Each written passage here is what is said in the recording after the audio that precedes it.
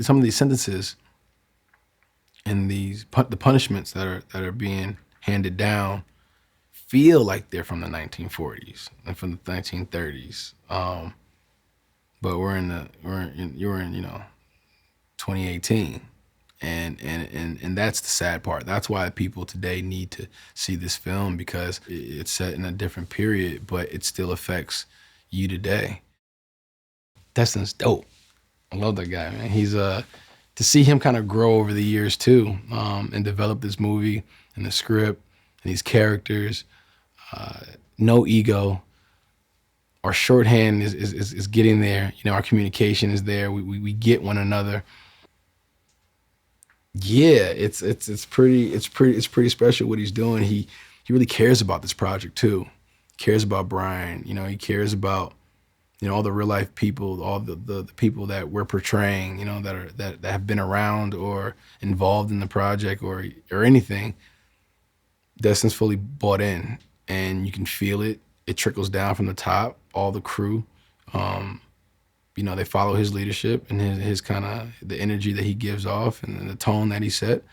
And I think that's why, you know, this cast and crew is so close, and the work that we've been doing, the scenes that we've been able to accomplish feel like magic, because, you know, you got everybody kind of coming together who really cares about a project, and it's just rare, you know, and it creates this environment to do special things. And I think we kind of found that right pocket. The way we hand out punishment is extremely unfair. And I feel like the title Just Mercy is, you know, at some point, you know, somebody with a conscience, with some type of moral compass, who are making these decisions has to have some type of mercy on these people. And I feel like that's kind of, for me, what I hear, what I feel when I read the title or when I hear Just Mercy. Just Mercy is the true life story of Bryan Stevenson and some of his most memorable cases, after he graduated Harvard Law and got into the criminal justice system.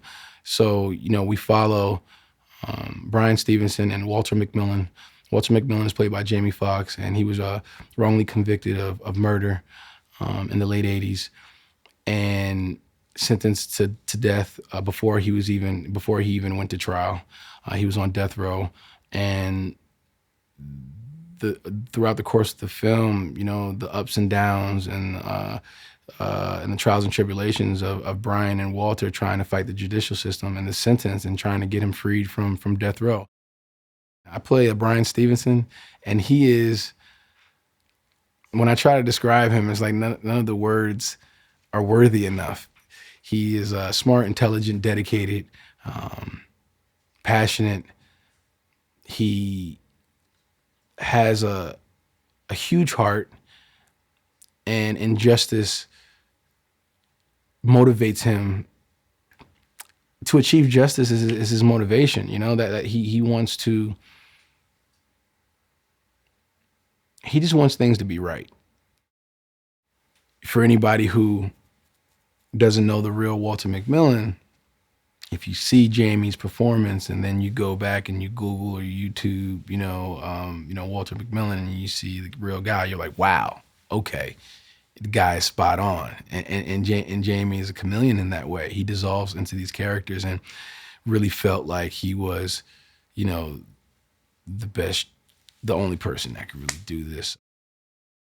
He was played by the very talented Brie Larson, another person that I've known for a really long time, and we finally get a chance to get on screen together and play these roles and shoot this movie. So this is a story that we're both very passionate about. She's extremely talented.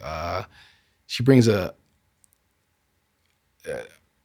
believability and an unfiltered kind of honesty to Eva, you know, that I think Bryan needs to hear.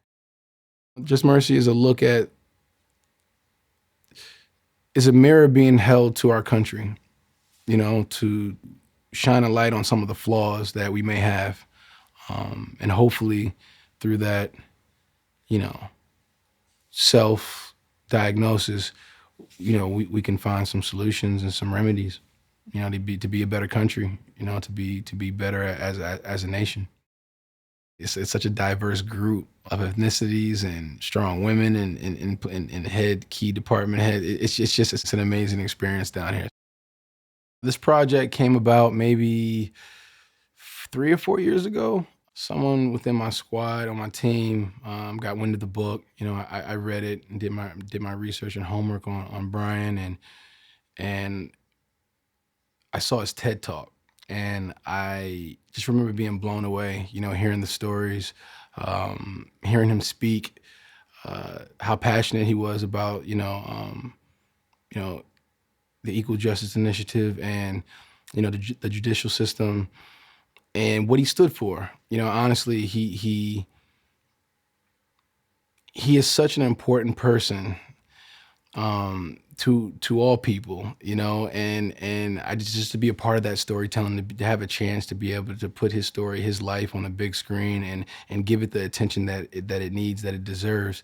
He's not in it for financial gain. He's really, doing all the work for all the right reasons. And I met up with Destin. We had several conversations, and we all just honestly we would meet up, from week to week, or every so often, and we would continue to work on the script, build the story, kind of craft exactly what this movie was going to be. And over time, we just, 4 years later, here we are. It's pretty surreal. Legacy, that's a word that's been following me around a lot the last few years. Legacy means everything to me. Um, it's all you really got at the end of the day when you're on this earth for a short amount of time. But how do you leave an impact while you're here that when you're gone, inevitably, that can continue to be alive. That can continue to make an impact and affect people's lives in a positive way. When you see you have an opportunity to do something that's going to impact culture, that can impact people years to come after you're gone, I would personally feel like it's a waste if I didn't maximize that opportunity and take advantage of it. So I kind of live my life trying to make it count. That's what I'm trying to do with my body of work and the companies and that I want to, build and start, and the impact that it has on the community, on my community is extremely important to me. Choices that I make that I want to inspire the next generation, setting a good example, leading by example, not just talking it, but walking it.